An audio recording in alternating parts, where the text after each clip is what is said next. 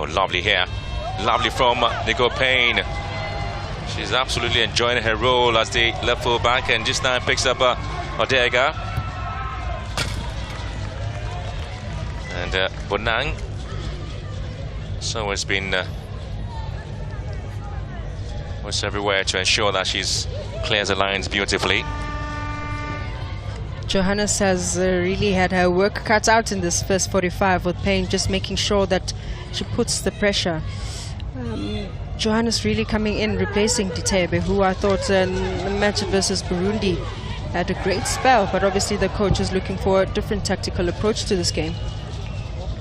Anytime they break, there seems to be absolutely nobody there to help in and get the balls in.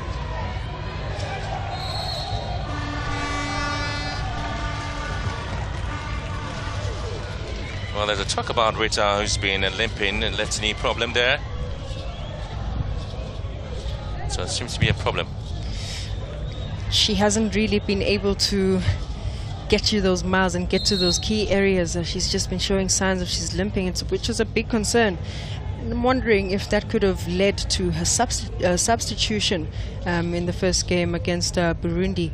But surprisingly enough, she is able to hold on for this first 45. Well, the man who is in charge of the redemption battle there for the Super Falcons, Randy Bolchom.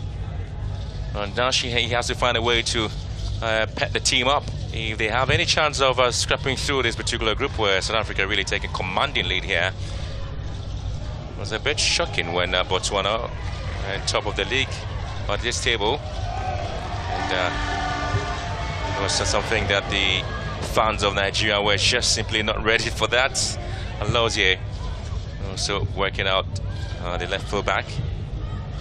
It is Ngozi Okobi, and she plays or prefers to play the coveted number 10 role just behind the striker, though she can play in a number of positions, including attacking midfield, winger and right winger. Ngozi Okobi, but this time she's sitting right behind the attacking players. And Ajibade, the lady with the blue hair, also trying to lock from the right side. And is intercepted by the lady in the pink hair. You have to admire Tolagele's work ethic in this first 45. Just the ability to read the game so well, but also help her teammates in defense, swapping positions with Mashasela there in midfield, and just really getting back into that defensive block. Odega has been able to oil the engine room for the Nigerians, and how she's again been able to move from the left wing and cutting into central positions, trying to free up the attacking players of Ajibade and Onomenu. But Chukwuli really talked about her efficiency in midfield. It hasn't really been able to come in, but a couple of times you do have the Botswana side looking to steal away here. But Nicole Payne with a final interception up in the side here. And now you see the value add in having Payne also in that back four, just to make sure that she gives cover once the ball is penetrated through, and especially with the likes of Tolage, who have I guess the advantage of speed against the captain Ebi. I think Payne just comes in at a good time to clear their lines and give the cover. A minute of added time, and a free kick to the Merso Botswana. And again, Radia Kanye trying to come in and find herself in the game. And again, you spoke about the wingers of Botswana, how they have been cut out, how they haven't really been able to get themselves involved in most of the attacking runs of the side. And Chiamaka really trying to direct the war there, but allowing the likes of Tulagele to go behind and hands on the waist, and an opportunity for her to whip the ball in. We've seen some incredible set pieces in this competition, and we've seen goal score there, Kumatale of Uganda, and of course we did see Mapepe's goal for Zambia, which of course was ruled as offside. And now looking forward to an opportunity here for Tulagele to see if she can create any magical moments in this game for Botswana. Chiamaka pretty much alert here, and Tulagele finally forward for the side. Tulagele's ball has been headed out here, and it's still going to be the Botswana side. We're looking forward to that. And so Letitia, the referee for Swaziland, Letitia Viana, signaled the end of the first 45 minutes. It's been a moment where the Nigerians have made intentions known, and it's not surprising that Onumenu was able to get the goal there with an incisive pass given to her by Ayinde. So at the end of the first 45 minutes, Botswana 0, Nigeria 1.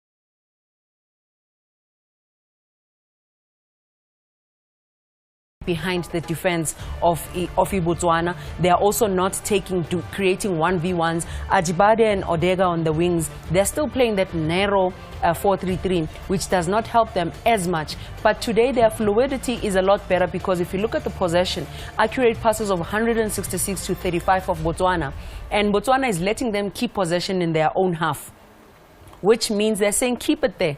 Bapala densang luna ka bolofo, maka as long as lisatli huruna. We're happy. And I think it's well done for the coach, except Guti, they've considered that goal, but they're not allowing Nigeria to isolate them, because Muchawe is really doing well on the left side. Ajibade hasn't been able to dribble and take a 1v1. Odega on the other side is the one that is able to go forward a bit with Mokhoti, but she's also not as creative to say, let me tuck in, be able to connect with Ifyoma, and also connect with Rita in that midfield. So they're not as fluid. It's not the Nigeria that the coach would want to see dominating so much. Again, kudos to Botswana, because they've done their homework. They're denying them time and space in their own half. They say, play there, away from us. As soon as they get in there, it becomes a red zone. Botswana becomes compact. They press hard on the ball. They are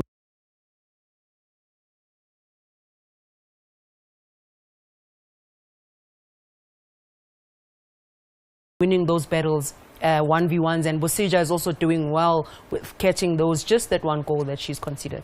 What's also been very impressive in terms of the Nigerian side is how they've come out in this first half. When you remember back to their encounter against Banyana, it was quite a slow start. Very different this time around. We see in the 8th minute already the goalkeeper, Sedilame Boseja, was being tested.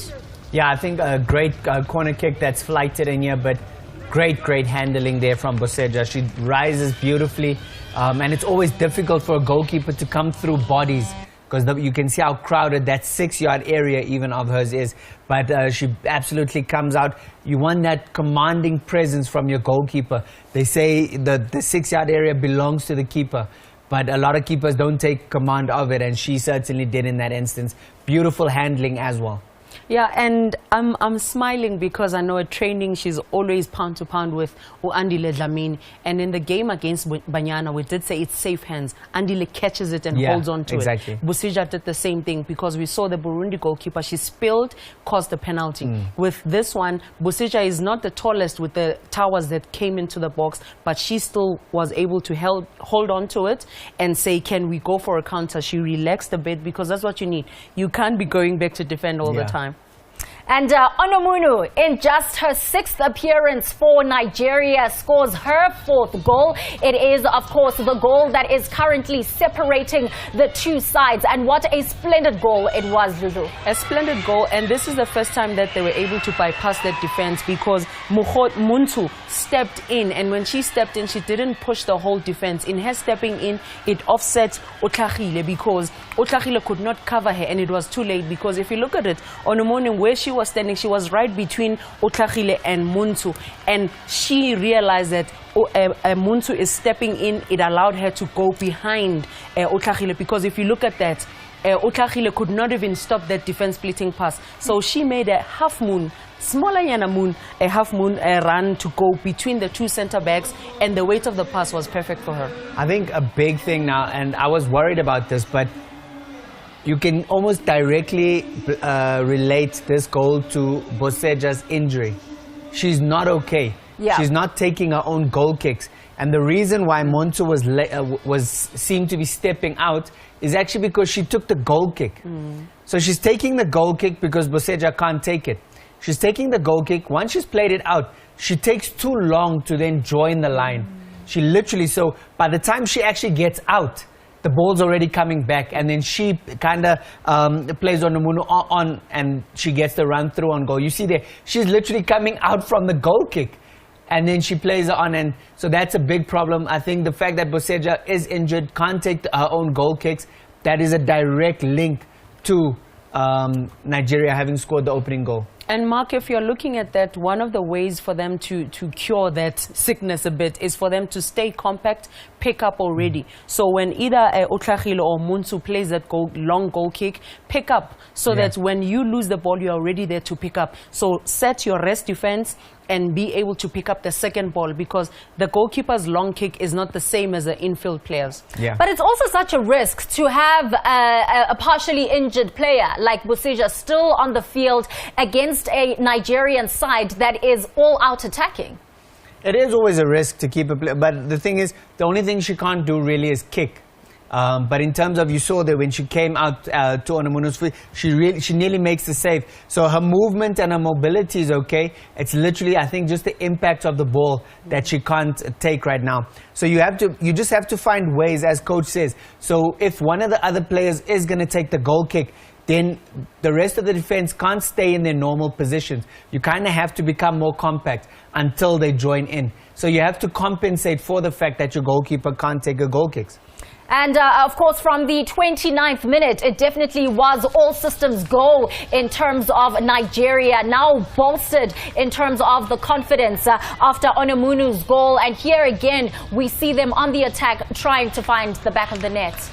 And this is where you see Botswana is defending very deep in their own half, because look at the number of players that are in that box for Nigeria. You've got 3 in the box. I mean, Odega in this moment, she's able to get the second ball, pick up the second ball and play it in there. Rita again, and now when Odega goes inside, Rita moves out, which means their midfield is not as fluid. They're not finding combination passes, so they're trying to isolate the fullbacks of Botswana, which is not working as much because there's no speed in that Nigeria defense. And but simply, what do you mean there's no speed for Nigeria? Nigeria is always running, not in this case. They're a bit older as well. They're not running as much, and it's only their fullbacks, Olozie and Payne, that are the fullbacks that are pushing forward. But Odega is not really running down the defense. Ajibade is not doing the same thing. So Botswana right now, they're saying, keep the ball there in areas where you are not going to hit us. As soon as you play it long, Boseja comes out, the defenders are able to compete for that. And the best chance really for Botswana came in that 31st minute. And who else but Utolagele to test the keeper? She packs a punch in a shot, so she definitely, any chance she has a sniff at goal. We saw the goal that she scored from that, coming in from that left flank in the game against Burundi. She has a goal from the dead ball here, and obviously the goalkeeper is not able to hold on to it. And of course, Tolagele was continuing to knock on the door. Unfortunately, not able to score there. But it's just so promising, because now we're starting to see those glimpses of hope. And in this moment, you would have wished that Ditebe was on the field, because she would be running in there to connect. Radia Kanyo is a bit late, and Mahlasela is also a bit late because they are defending too deep. So this counter-attack has only one key player, and that is Tolagele, which means she doesn't have the support. The defenders are pushing her wide away from the target. Whenever she takes a shot there, it's not going to be as lethal, because Nodozi also is then, she says, Madam, you can kick, I'm there to pick it up now. There is so much to play for in terms of Botswana. If they are able to secure a victory against Nigeria, they do automatically move to the quarterfinals. But of course, they are facing the 11-time champions, who are not going to make it easy for them. Let's take you through to the commentary team.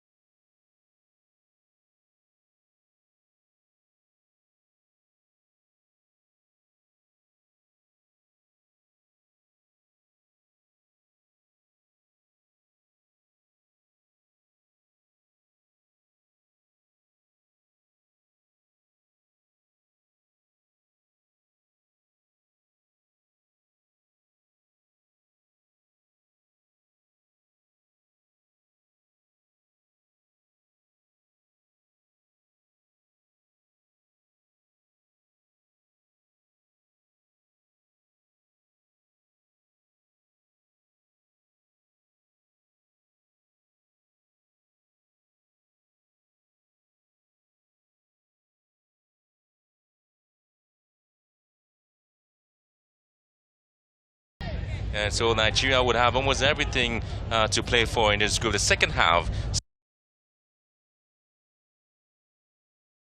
certainly looks like another battle in the office. There will be some changes to be made by the Super Falcons of Nigeria, where they are trying as much as possible to introduce Christy Uchebe in the game. And she's been given the opportunity to also play a part in today's game. And so as a change here, Chukwelu is meant to now have a place on the bench.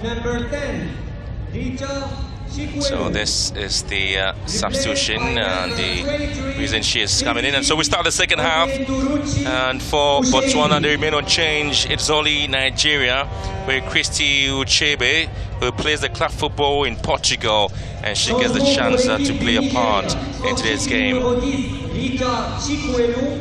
Fresh legs there being introduced in the second half.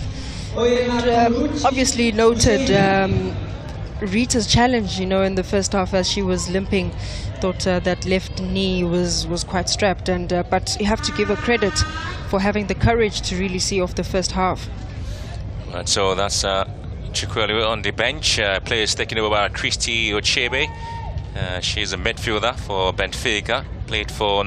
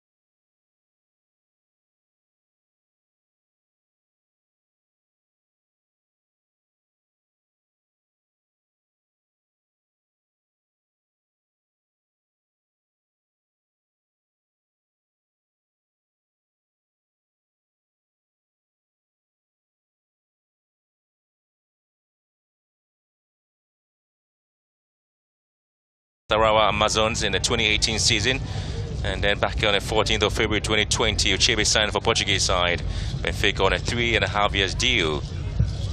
She was actually selected for the 2014 FIFA Under-17 Women's World Cup and 2018 FIFA Under-20 Women's World Cup. And then she also did play 3 matches from the start, but now she comes off the bench as well.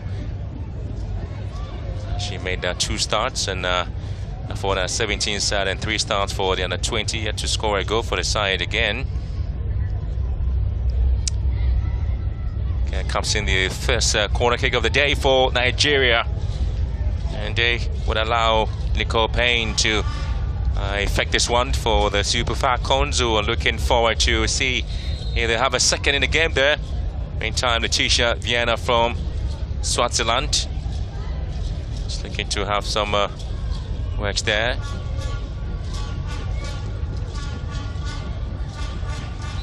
Been interesting to see how Nigeria were able to respond in the second half. Near post action, it's being cleared by Bonang.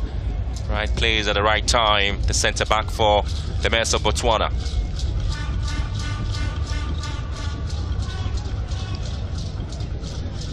Another opportunity to be delivered into the box, and now it is. The second goal has been registered, and guess who did? Christy Uchebe.